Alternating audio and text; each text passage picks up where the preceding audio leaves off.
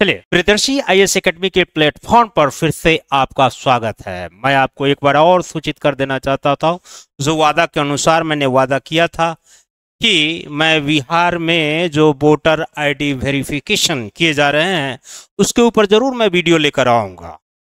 क्योंकि पिछली बार मैंने वादा किया था, मैं इसी पर वीडियो बनाने वाला था, लेकिन वीडियो मैं थोड़ा सा लेट, लेकिन बहुत अच्छे तथ्यात्मक पहलुओं के साथ, इनकी ऐतिहासिकता की पृष्ठभूमि के साथ इसकी जरूरत ही क्यों पड़ी, क्या यह मामला सुप्रीम कोर्ट में गया था, किन मुद्दों को लेकर आया और सुप्रीम कोर्ट ने में इसका क्या विपक्ष के नेताओं के द्वारा जो इनके प्रतिरोध में क्या तर्क रखे गए और वह सुप्रीम कोर्ट के द्वारा क्यों उसे खारिज कर दिया गया, इन सभी बातों की हम चर्चा करेंगे इस वीडियो में। चलिए, अभी आप आते हैं कि बिहार में जो वोटर आईडी वेरिफिकेशन हो जा रहा है उसकी कुछ पृष्ठभूमियों को जान लेते हैं और अभी तक जो इसमें क्या प्रगति हुई है उस सारी समीक्षाओं को इस जगह पर रखने की प्रयास करेंगे। यह मेंस की दृष्टि से अति महत्वपूर्ण फैक्ट्स भी होंगे और साथ ही यह मेंस की दृष्टि से आपके लिए अति महत्वपूर्ण होगा। पहली नंबर बात कि इस बिहार में जो वोटर आईडी वेरिफिकेशन हो जा रहा है वह जो इनिशिएटिव के अंतर्गत कार्य कराया जा रहे हैं उसे कहा गया है special initiative, special initiative revision, यानी कि इसको SIR कहा गया है। तो पहला नंबर प्रश्न यहीं से एक आएगा कि इसे क्या नाम दिया गया है। इसको कहा गया है SIR, सर तो याद आपको रहेगा ही, सर माने महाशय। तो महाशय का प्रोग्राम चल रहा है कहां पर, तो बिहार में विशेष गहन पुनरीक्षण अभियान, इसको कहा गया है विशेष गहन पुनरीक्षण अभियान का नाम दिया गया है। इसे ही सर कहा गया है, इसी को कहा गया है स्पेशल इंटेंसिव रिवीजन।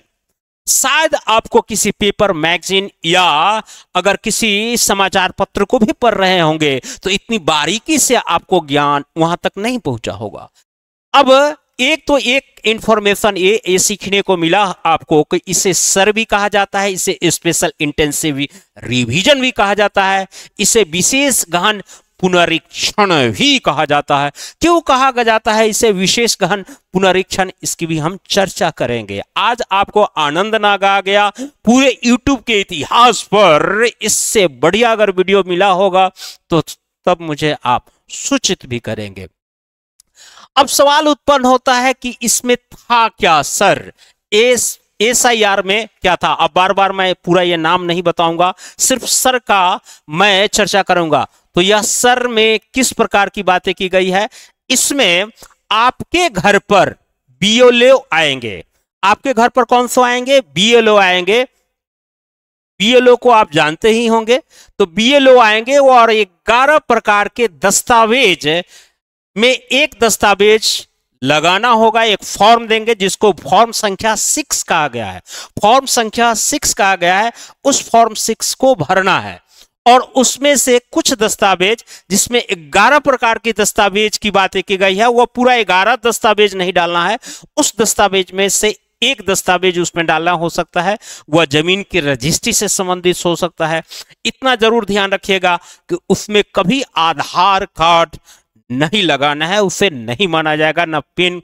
तो ये सारी जो 11 प्रकार की दस्तावेज है, जिसमें आपके मूल प्रमाण पत्र भी हो सकते हैं, शैक्षणिक पृष्ठभूमि से रिलेटेड, जिसमें आपके जन्म का उल्लेख होगा, जन्म तिथि का उल्लेख किया गया हो, वो दस्तावेज भी लगेंगे। ऐसे 11 प्रकार के दस्तावेज की चर्चा सरकार ने कर दी है।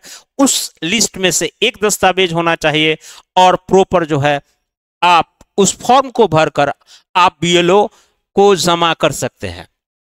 कुछ लोग कहते हैं कि सर मैं ऑनलाइन भी कर सकता हूं क्या मैं कहीं अगर देश के किसी कोना में हो तो क्या बिहार में जाकर ही हम ऐसा कर सकते हैं। तो देखिए, सबसे बड़ी चीज क्या है कि सभी के लिए यह एक्सेस नहीं किया गया कि सभी को मोबाइल पर एक्सेस हो कि भाई हम जो है हम मोबाइल के थ्रू हम बैठे बैठे ही हम उसका जो है उसको हम जो है वेरीफाई कर सकते हैं, अपना दस्तावेज को, डॉक्यूमेंट्स को अपलोड कर सकते हैं। तो सिर्फ वही लोग कर पाएंगे जिनका रजिस्ट्रेशन हो चुका है, यानी कि जो इलेक्शन कमीशन में रजिस्टर्ड जो निबंधन करा चुके हैं वही अपने मोबाइल से या किसी अपने सिस्टम के माध्यम से घर बैठे बैठे निबंधन करा सकते हैं। जिनका निबंधन नहीं हुआ है वह लाख चाह रहेंगे, उनका वेबसाइट ही नहीं खुलेगा। तो कुछ लोगों को यह मानना है कि यह तो वेबसाइट खुल ही नहीं रहा है। तो ऐसी कोई बात नहीं है, जब तो आपका रजिस्ट्रेशन हो जाता है, आप उस पर निबंधित कर लेते हैं, तभी वह आपका वेबसाइट खुलेगा, और नहीं तो आप बीएलओ के माध्यम से ही आप इसको वेरीफाइड कर सकते हैं। तो बहुत व्यवहारिक चीज है जो मैं समझाने का प्रयास कर रहा हूं। दूसरी नंबर बात है, तीसरी नंबर बात यह है कि मैंने आपको बीएलओ की चर्चा की हूं। इस बीएलओ के द्वारा आपको सत्यापन में आपका वोटर लिस्ट अगर नहीं है, वोटर लिस्ट में अगर नाम नहीं है, मान ली कि बहुत लोग परेशान हो जाएंगे तो मेरा तो वोटर लिस्ट से ही नाम कट गया है, तो बहुत घबराने की आवश्यकता नहीं है, ना पैनिक क्रिएट करना है, न बहुत ढंग की बहुत बातें हो जाएगी कि बहुत सारी चीजें उत्पन्न हो जाएगी, ऐसी कोई बात नहीं है। आपको फॉर्म 6 भरना है, उसमें फॉर्म 6 आएगा, फॉर्म 6 को भरना है और उसको वो भी आपको फॉर्म 6 भरकर बीएलओ के ही यहां जमा आपको करना है। अगर ऑनलाइन आप करना चाहते हैं तो आप फॉर्म 6 भरकर आप उसे ऑनलाइन भी संप्रेषित कर सकते हैं, है कि नहीं। अब कुछ लोग कहेंगे कि सर मैं बीएलओ से भरवाऊंगा, वो कहां जाएगा, और या ऑनलाइन करेंगे तो वो भी कहां जाएगा। तो देखिए, बीएलओ वही काम करता है जो काम आप ऑनलाइन करते हैं। बीएलओ भी आपका ऑनलाइन ही वो फॉर्म भरता ही है, लेकिन जो बीएलओ से न करवाकर आप स्वयं तभी करा सकते हैं जब आपकी रजिस्ट्रेशन हो गया हो, वही आदमी ऑनलाइन उनका जो है ओपन फाइल होता है। तो ये 2-3 चीजें हैं जिससे आप बिल्कुल ही जो है व्यक्ति पैनिक क्रिएट किए जा रहे हैं कि ऐसा क्या होगा नहीं होगा। इसमें बहुत ज्यादा पैनिक क्रिएट करने की संभावना नहीं है, न के बराबर है। 25 जुलाई तक, आज 21 जुलाई हो गया, 25 जुलाई तक आज लास्ट डेट है सबमिशन का। तो आप ऑनलाइन कर सकते हैं आपका अगर रजिस्ट्रेशन है, और नहीं तो बीएलओ को जाकर आप इसको सबमिशन कर सकते हैं। 25 जुलाई लास्ट डेट है, लेकिन 25 जुलाई अंतिम डेट तक आप बिल्कुल ही आप जो है उसका ये नहीं कीजिए, जो है उसका इंतजार मत कीजिएगा। अब जो है आप बोलेंगे कि ये चीजें आप वीडियो क्यों नहीं पहले बनाए सर, पहले ये वीडियो बना देना चाहिए ताकि बहुत सारे लोगों को फायदा हो सकता है इस जानकारी के विषय में। लेकिन हम कुछ चीजों को हम जो है इंतजार कर रहे थे, उसके पीछे हम कारण जानना चाह रहे थे, उसका रिजल्ट क्या आने वाला है। और जो मैंने इमेजिनेशन कर रहे थे कि यहाँ इन क्षेत्रों में गड़बड़ियां हो सकती है, वो गड़बड़ियां वह पूर्णतः मेरा जो शक था वह 100% वह शक हकीकत में कन्वर्ट होने जा रहा है। यह इस चीज की भी हम जिक्र कर पाएंगे। देखिए, अभी बहुत रिसेंट जो डाटा आया है हमारे पास, जो रिसेंट हमने पीआईबी से या भारत सरकार के वेबसाइट या निर्वाचन आयोग की वेबसाइट से जो मैंने पूरे निचोड़ को खंगाला है, आज तक जो 1 या 2 दिन के पहले तक जो अपडेट आया है वो अपडेट मैं आपके सामने रखना देना चाहता हूं। 88.65% लोगों ने फॉर्म को जमा करा दिए हैं।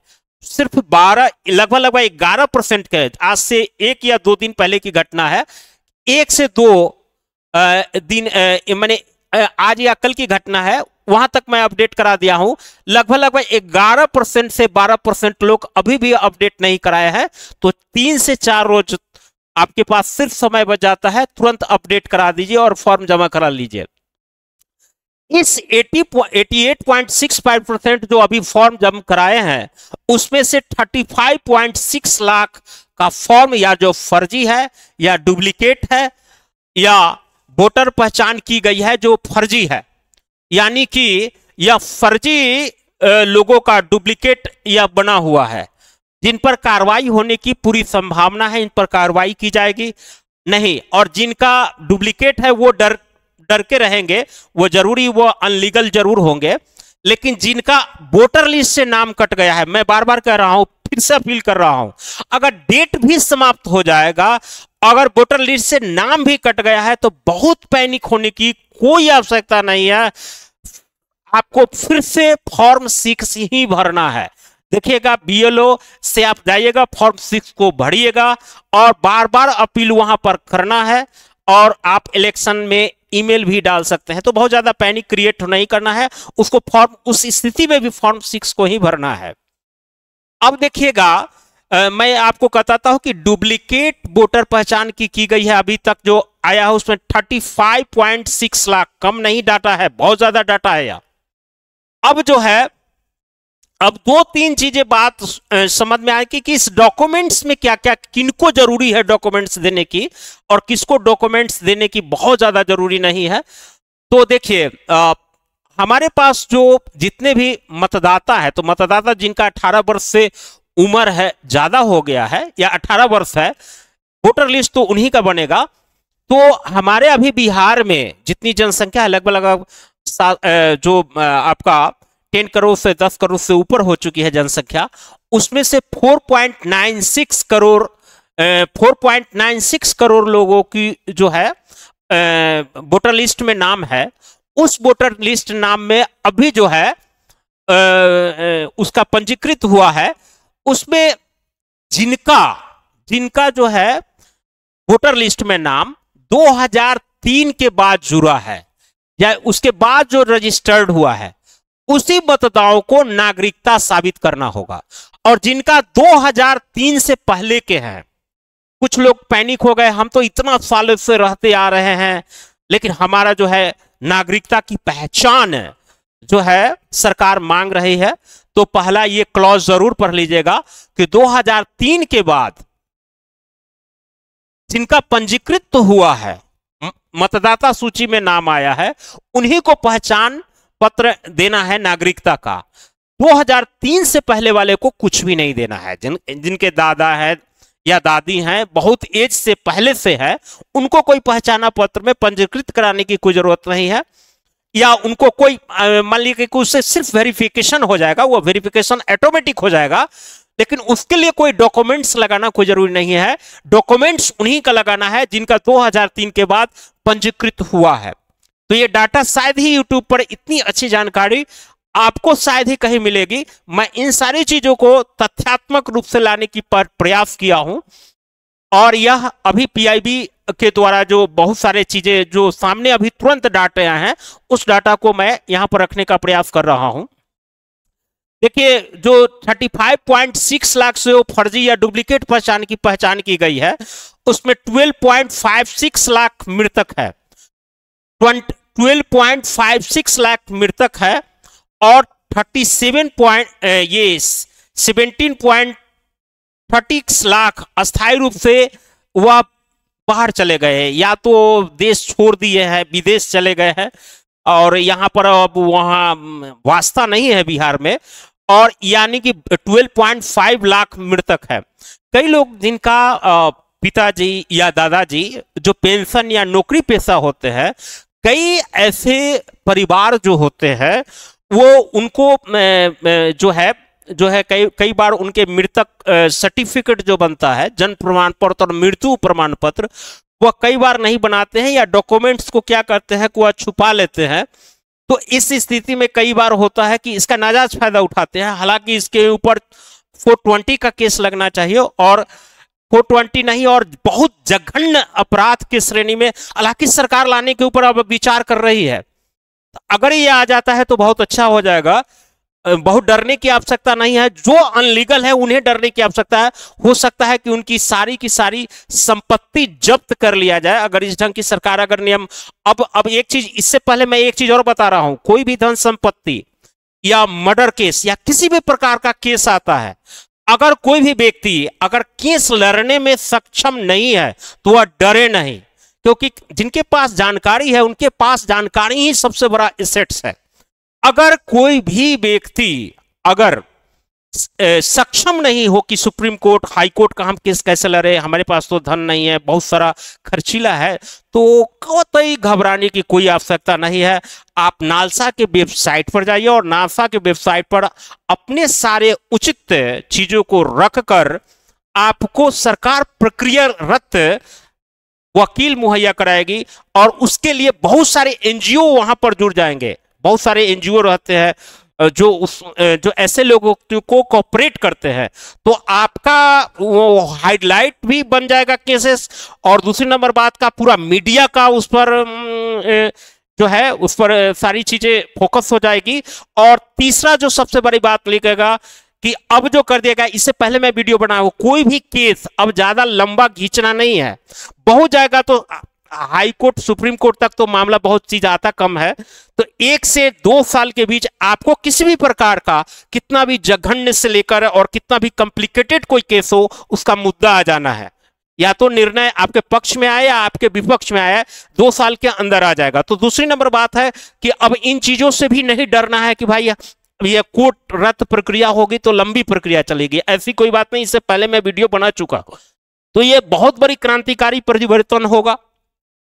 इतने लोग अस्थायी रूप से या तो बाहर चले गए हैं या मृतक चले गए हैं, और उनके ऊपर यह जो है गलत ढंग से उनका नाम लेकर या हवाला देकर पेंशन उठाया जा रहा है। तो यह एक जो है 420 का केस और बहुत जघन्य अपराध की श्रेणी में रखने का विचार सरकार कर रही है, इसलिए ये सारे चीजों का सर्वेक्षण किया जा रहा है।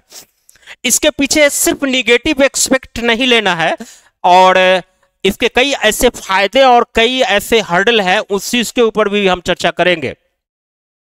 ये सारे डॉक्यूमेंट्स आपको 25 जुलाई तक जमा करने हैं, और देखिएगा मैं आपको जहां शक था वो शक की सुइयां वहीं पर जाने वाली है। ये सारी की सारी जो डुप्लीकेट वोटर पहचान की गई है या मतदाताओं की नागरिकता को साबित करना है 2003 के पंजीकृत के बाद वाले को, ये सब कानून बनेंगे जनप्रतिनिधि अधिनियम 1950 की धारा। याद रखिएगा, परीक्षा के दृष्टि से अधिक महत्वपूर्ण है कि जनप्रतिनिधि अधिनियम 1950 की धारा 21 क्लॉज 3 और मतदाता पंजीकरण अधिनियम 1960 के अंतर्गत यह सरकार काम करा सकती है। इसीलिए सरकार के ऊपर अगर सुप्रीम कोर्ट में केस गया था तो इसी का हवाला देकर सरकार यह केस, सरकार कहते हैं ये आपका जो है आपका इलेक्शन कमीशन जो है इस केस को जीत गई। हालांकि क्योंकि सुप्रीम कोर्ट में बहुत सारे लोग जो है इस इलेक्शन के कमीशन के विरुद्ध में गए थे, लोग ने केस किया था, लेकिन यह केस हार गए। उसके पीछे कारण यह था कि सुप्रीम कोर्ट ने उसने वर्डिक्ट दिया कि यह जो सब कुछ चीज किया गया है वह जनप्रतिनिधि अधिनियम 1950 की धारा 21(23) और मतदाता पंजीकरण नियम 1960 के अंतर्गत यह अधिकार है किसको, माने इलेक्शन कमीशन को, कि वह ऐसा काम करेगी या कर सकती है।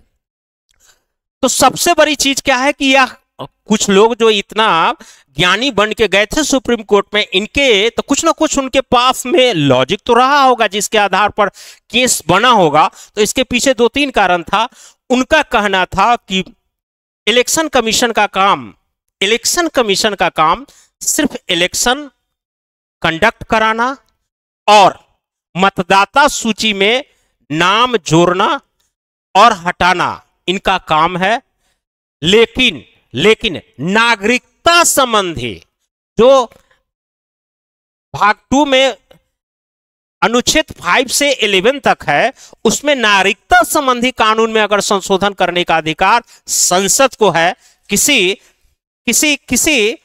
इलेक्शन कमीशन को नहीं है।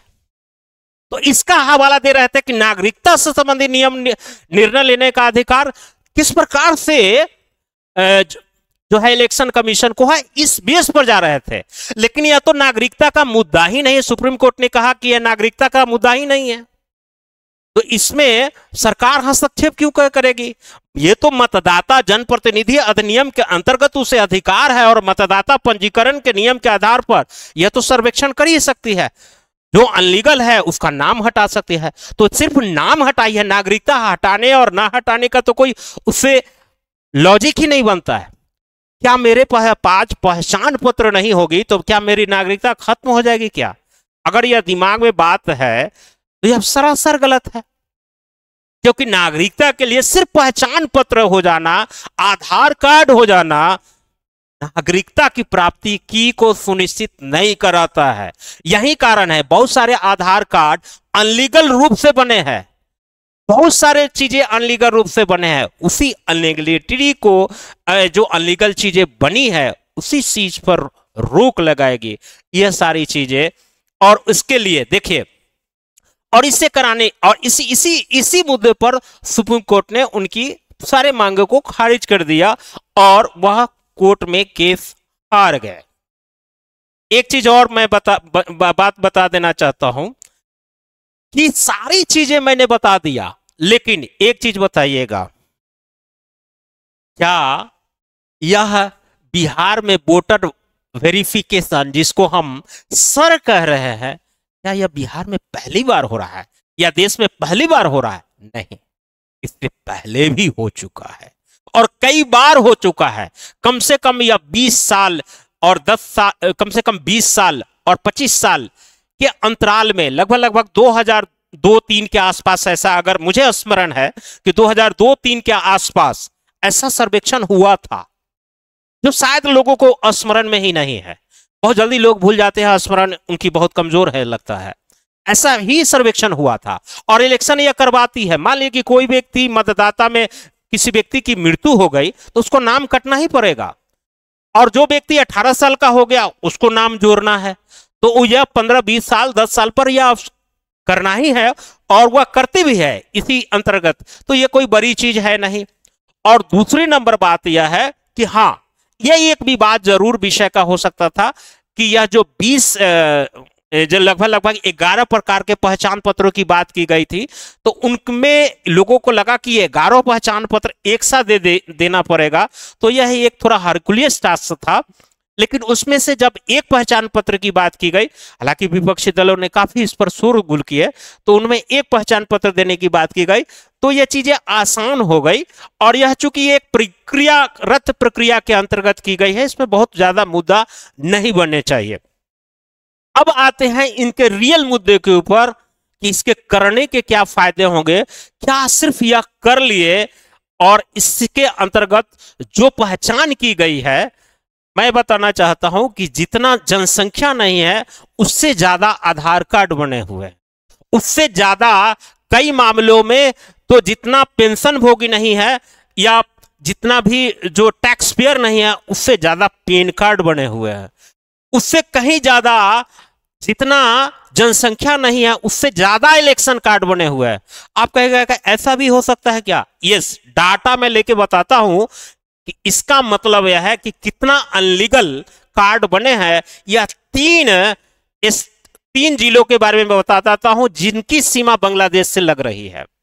तो आज आप अगर सतर्क नहीं होइएगा, अगर आप अपने आसपास में रह रहे हैं, तो कौन सा व्यक्ति, चाहे शहर हो या गांव हो, कोई भी व्यक्ति अगर नया बस रहा है या कहीं पर अगर वह व्यक्ति किसी भी प्रकार से वहां पर अधिवास करना चाह रहा है, तो आप उस पर कड़ी नजर रखिए।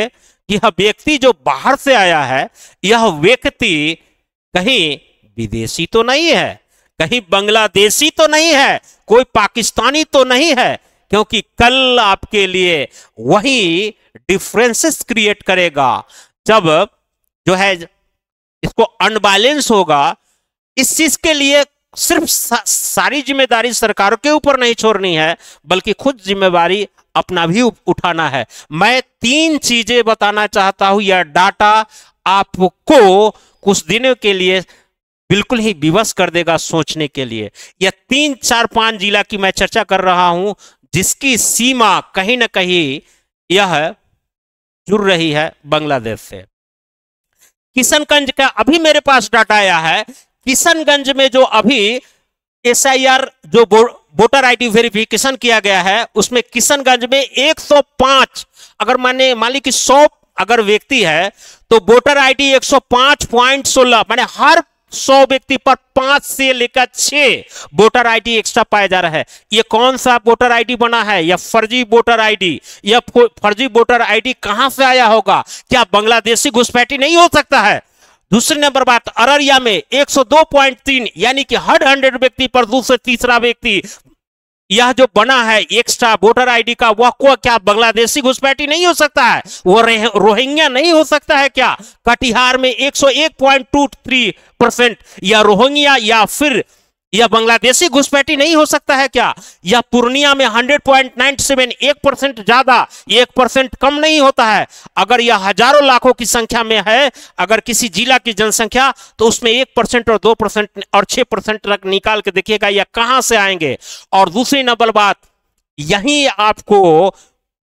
आपको जब दिक्कत तब होगी जब पॉपुलेशन का जो होता है कंट्रीब्यूशन होगा, वह बैलेंस जो होता है अगर बिगड़ जाएगी जनसंख्या का।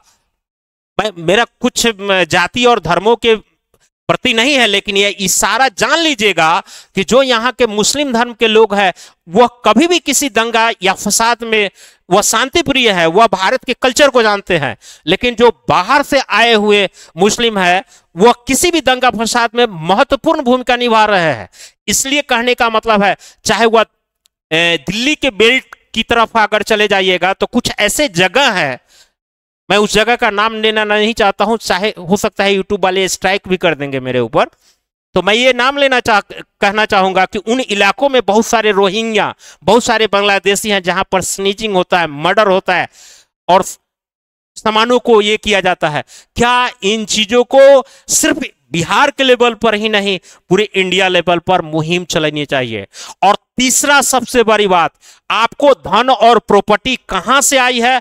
तीसरा, सरकार के प्रति सरकार जो है एक नियम लाने भी जा रही है, जो आपका प्रॉपर्टी जो आप इतना एक्वायर किए हुआ किस आधार पर किए, और आपका पे स्केल का था, पेमेंट कितना था, अपने अपना धन संपत्ति का किस प्रकार से किए हैं, इसके ऊपर भी सरकार हाल में लाने जा रही है, जो एक बहुत अच्छा चीजें है। और सबको आधार कार्ड से जोड़ा जाए ताकि होने वाली किसी भी प्रकार का जो इस प्रकार के डिस्क्रिमिनेशन है, उन सारे डिस्क्रिमिनेशनों को सरकार ऐसे नियमों को लाकर बहुत ही स्वागत योग्य है।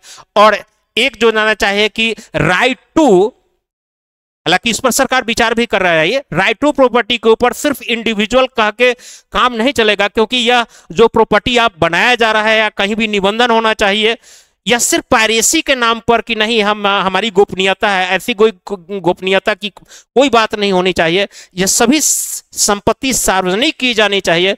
और यह प्रॉपर्टी किस प्रकार से बने हैं, कहां से बने हैं, कैसे आपका पे स्केल क्या था, आप इतना किस प्रकार से आप इन सारी चीजों को, और आप जब कर रहे हैं तो टैक्स पे ही क्यों नहीं है, आपके ऊपर टैक्स क्यों ना लगाया जाए। यानी कि ये सारे चीजों पर सरकार को इस पर अमल करनी चाहिए, तभी जो हम इक्वलिटीज की बात करते हैं तभी इक्वलिटीज लाया जाएगा। और हमें सतर्क रहना पड़ेगा इस सारी चीजों के ऊपर। हमें एक दो तीन चीजें बातें जो सामने लेकर ये ला रही है कि हमें अपने आसपास के लोगों को देखना है कि हमारे पड़ोस में कौन सा कोई नया व्यक्ति आया है, उस पर नजर रखना है। और दूसरी नंबर बात कि कहीं भी शहर में अगर बस रहा है, किसी बगल में अगर कोई मकान लिया है, जमीन लिया है, उस पर कड़ी नजर रखिए। और दूसरी नंबर बात कि यह व्यक्ति का एक्टिविटीज क्या है, ये भी नजर रखिए। और वह किस प्रकार का लाइफ स्टाइल में जी रहा है, किस प्रकार से ये की जा रही है, यह पड़ोसी का एक जागरूक नागरिक के माध्यम से उस पर आप कड़ी नजर रखिए। क्योंकि सतर्कता हटी और दुर्घटना घटी, वह सारी स्थिति कटिहार जैसी उत्पन्न हो सकती है, किशनगंज जैसी स्थिति उत्पन्न हो सकती है, सारी स्थिति उत्पन्न हो सकती है। ये सारी चीजें आप इस चीज को ध्यान में रखिएगा। ये सारे चीज मैंने एक एक चीज को आपको ध्यान में रख दिया हूं। और अभी जो रजिस्ट्रेशन हुआ है वह 94.68%, अभी तुरंत डाटा मुझे जो मिला है वह 96 अभी भी 6%, 5 से 6% लोगों ने रजिस्ट्रेशन नहीं कराया है। तो अभी तुरंत अभी कम समय है, जितना जल्दी हो सके उसका रजिस्ट्रेशन करा लीजिए। भैया इसमें कुछ कठिनाइयां हैं कि वोटर आईडी वेरिफिकेशन को लेकर। पहली नंबर बार की voter ID verification is not a properly, supreme court का भी इस पर डिसीजन रहा है कि कोई भी आधार कार्ड या इलेक्शन कार्ड किसी की नागरिकता के लिए बहुत माने 100% ये श्योरिटी नहीं है कि वह नागरिकता का वह प्रामाणिकता ही देता है। इसलिए कई प्रकार की कठिनाइयां उत्पन्न हो रही है। कई लोगों ने फर्जी वोटर आईडी बना लिया है, फर्जी जो है आधार कार्ड बना लिया है, पैन कार्ड बना लिया है, यानी कि उनका लाइफ स्टाइल नहीं है, लाइफ स्टाइल माने उस टाइप का नहीं है, यानी कि उनकी न पे स्केल उस टाइप का है, न उनका अर्जन इतना है, न बौद्धिक क्षमता है, और लाइफ स्टाइल इस प्रकार से वो मेंटेन कर रहे हैं जिस प्रकार का, इसका मतलब वो कहीं ना कहीं फर्जी है। तो इस चीज के ऊपर भी नजर रखनी चाहिए कि आप किस प्रकार से आप पर्यावरण का दोहन भी कर रहे हैं। तीसरी नंबर बात है कि लाभ की स्थिति, लाभ क्या है, तो लाभ मैंने बता दिया है कि लाभ इस तरह की अगर वोटर आईडी वेरिफिकेशन होता है तो जो हमारे अनलीगल रूप से जो इंटर कर जाते हैं वो कई प्रकार से हमारे लिए घाटा हो सकता है। भारत जो है ना, सबसे बड़ा लोकतांत्रिक देश होते हुए भी सबसे ज्यादा लोक कल्याणकारी राज्य बनाने कल्याण के रूप में स्कीम चलाने वाला भारत वर्ल्ड का पहला देश है। लेकिन इसी स्कीम का फायदा उठाते हैं बांग्लादेशी, रोहिंग्या, बांग्लादेशी का घुसपैठी, इन सारे स्कीम को यहां आना है, बच्चा पैदा करा लेना है, और बहुत ये सारी चीजें स्कीम से मिल जाती है, और एक का एक कॉलोनी बन जाता है। उसके बाद तो वो पूरा का पूरा डिस्टरबेंस करके वो रख देते हैं। एक बार वोटर आईडी बना, वो अधिकार जताने लगते हैं, मैं देश का नागरिक हूं। एक्चुअली वो देश के नागरिक नहीं है, बल्कि वह आपके लिए सरदर्द है। इन सरदर्द को समझना होगा। कमियां बहुत सारी हैं। कमियां अगर मैं निकालना चाहूं तो वोटर आईडी वेरिफिकेशन सिर्फ 20 साल पर ही क्यों? मेरा एक सुझाव है कि जिला स्तर पर इसकी मॉनिटरिंग होनी चाहिए, कमिटी बैठनी चाहिए, और जितना भी जो एरिया बॉर्डर एरिया से लगे हुए हैं वो हर साल मॉनिटरिंग होने चाहिए, कमिटी गठित की जानी चाहिए, और बॉर्डर सिक्योरिटी फोर्स या बहुत सारे जो फोर्स है उनको किसी भी प्रकार से मॉनिटरिंग की जानी चाहिए कि कौन सा जो है व्यक्ति कहीं इसमें जो है इलीगल रूप से कहीं इंटर तो नहीं कर रहा है भारत में, उसकी पूरी मॉनिटरिंग होनी चाहिए जीपीएस सिस्टम के माध्यम से, उपग्रह के माध्यम से। ये सारी चीजें होनी चाहिए। सिर्फ 20 साल पर क्यों होनी चाहिए वोटर आईडी आप कर रहे हैं? इससे आम आदमी भी परेशान होता है, तो सरकार को इस चीज का भी ध्यान रखना चाहिए। और समीक्षा तो मैंने कर ही दिया है कि इसमें कुछ कमियां होने के बावजूद भी ये होना जरूरी है कि नहीं? और कई ऐसी चीजें उभर के सामने आती है। कई लोगों का जो है मतदाता पहचान पत्र में नाम रहता है, एक्चुअली वह कई बार आकस्मिक मृत्यु या उनकी जीवन काल जो है समाप्त हो जाती है, फिर भी उनका नाम चलते रहता है। तो कुछ चीजें नई नामों को जोड़ना भी है, जिसमें 18 साल जिनका हो चुका है उनको इलेक्शन कार्ड में जोड़ना भी है नाम। भाई इस पर क्या बोलूं और नहीं बोलूं? जो बोलना था, जो शायद ही किसी यूट्यूब के इतिहास में किसी ने हिम्मत किया होगा इस टाइप का बोलने का, मुझे फर्क भी नहीं पड़ता है, और न मुझे डर लगता है न भय लगता है। मैं बेबाकी के साथ और बिल्कुल डाटा के साथ बातचीत कर रहा हूं। ऐसा नहीं कि मैं कोई अपनी कपोल कथा और कहानी लिखी है, ये पूरे डाटा के साथ, पीआईबी के साथ, भारत सरकार के डाटा के साथ, पीआरएस के डाटा के साथ बोल रहा हूं, और इन्हीं की सारी चीजों की समीक्षा कर रहा हूं। आज थोड़ा लंबा वीडियो हो गया। मैं तो आया था 15 मिनट का एक शॉर्ट वीडियो लेकर आता हूं, लेकिन 15 मिनट रह कहां पाया जाता है। चलिए मैं इस चीज को आज यहीं पर समाप्त करता हूं। मेंस के लिए यह बहुत महत्वपूर्ण भूमिका लगाएगा। लगता है कि ये सारी चीजें जो बताया है, जितना डाटा बताया है, इसी पर मेंस के मार्क्स आएंगे, सिर्फ बात बनाने से नहीं आएंगे। इन्हीं शब्दों के साथ मैं अपने शब्दों का विराम देता हूं। अपने दोस्तों शेयर में इन सारी वीडियो को आप फैलाइए, ताकि आपको जागरूक हो सके, देश के नागरिक जागरूक हो सके। धन्यवाद।